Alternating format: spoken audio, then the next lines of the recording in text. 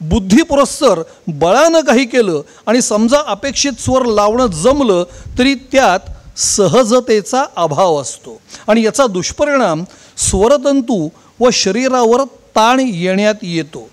भारतीय तत्त्वज्ञानाचं अनुसरण केलं तर या सर्व गोष्टी टाळता येतात. पूर्वी असं व्हायचं की एखादं पुस्तक वाचलं की आपल्या ज्ञानात भर पडली असं वाटायचं.